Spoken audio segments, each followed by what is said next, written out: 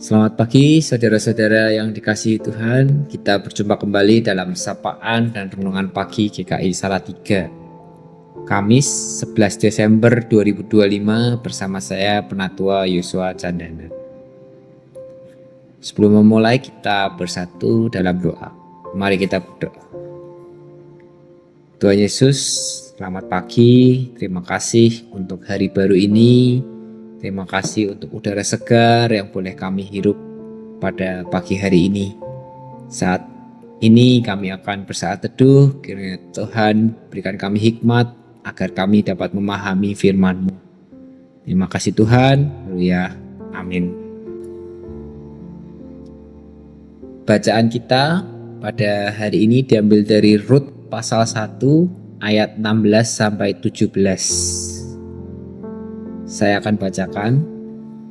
Tetapi Rut berkata, "Jangan desak aku meninggalkan engkau untuk pulang dan tidak mengikutimu.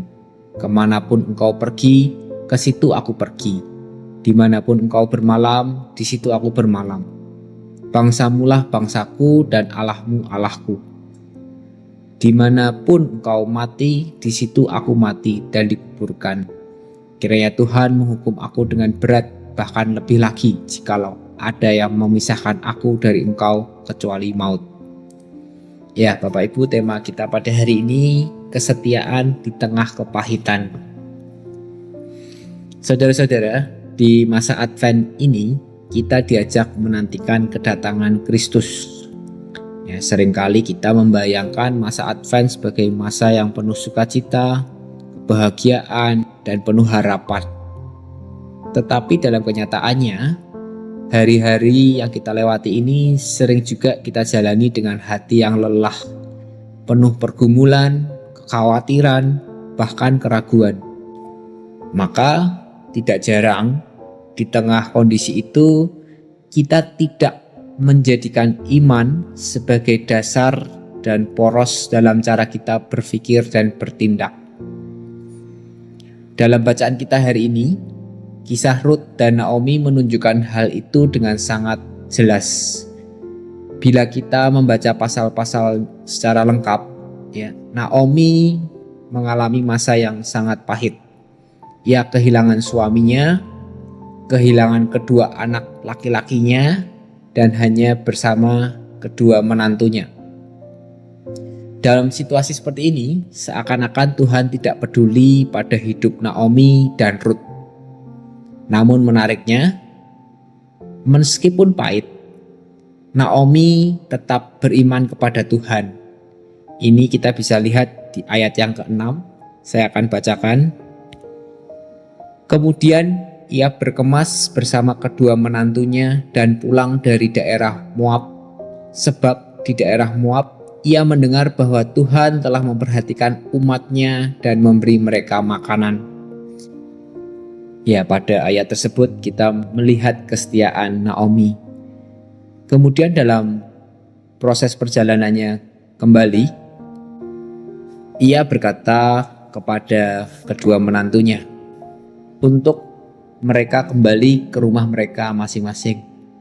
Ya, menantu yang bernama Orpa, ia memilih jalan yang masuk akal. Ia kembali kepada keluarganya untuk memikirkan keamanan dan masa depan yang lebih pasti.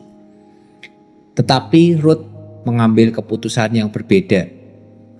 Ia berkata di ayat yang ke-16, "Tetapi Rut berkata, jangan desak aku meninggalkan engkau untuk pulang dan tidak mengikutimu. Kemanapun engkau pergi, ke situ aku pergi. Dimanapun engkau bermalam, di situ aku bermalam. Bangsamulah bangsaku dan Allahmu Allahku." Ya, Rut memilih Allah bukan karena situasinya sudah membaik, tetapi karena ia percaya kepada kesetiaan imannya pada Allah.